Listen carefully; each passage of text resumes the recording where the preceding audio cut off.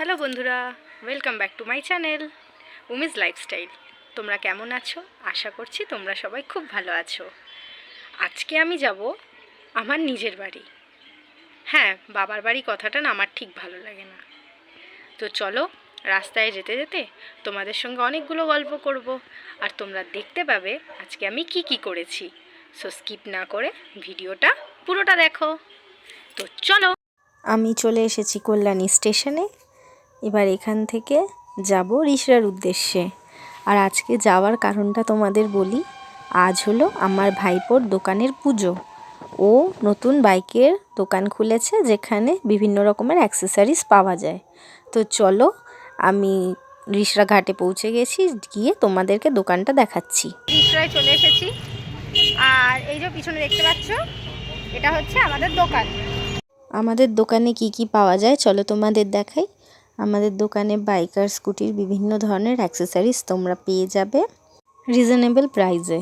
তো আমি গিয়ে থেকে যেহেতু দোকানেই ছিলাম, খুব খিদে পেয়েছিল, তাই ভাইপো আমাকে পেয়ারা মাখা এনে দিয়েছিল। তারপর দাদা দোকানে চলে আসার পর আমি আর আমার ভাইপো বেরিয়ে পড়ি বাড়ির উদ্দেশ্যে। তো বাড়ি গিয়ে দেখি আমার মা নিরামিষ রান্না করেছে, যেহেতু বাড়িতে পুজো ছিল। তোমরাই শুনে নাও আমার মা আর বৌদি মিলে আজ কি রান্না করেছে। কে কি রান্না করেছো? আজকে ডাল ভাত আলু ফুলকপির তরকারি। বাহ, তুমি কি রান্না করেছো বলো?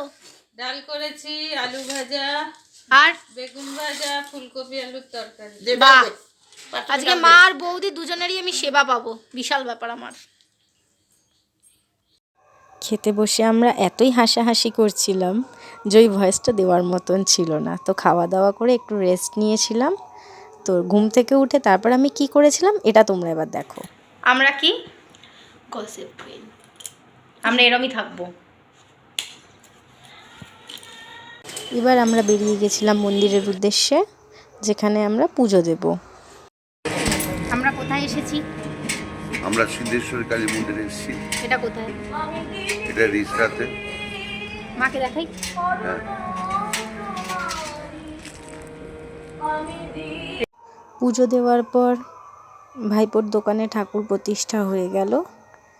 তো এবার আমার বাড়ি ফেরার পালা। আজকের দিনটা ভালোই কাটলো। আমার ভিডিও যদি তোমাদের ভালো লাগে, প্লিজ একটা কমেন্ট করো, একটা লাইক দিও, আর যদি পারো প্লিজ একটা সাবস্ক্রাইব করো। আবার আসবো অন্য কোনো ভ্লগ নিয়ে।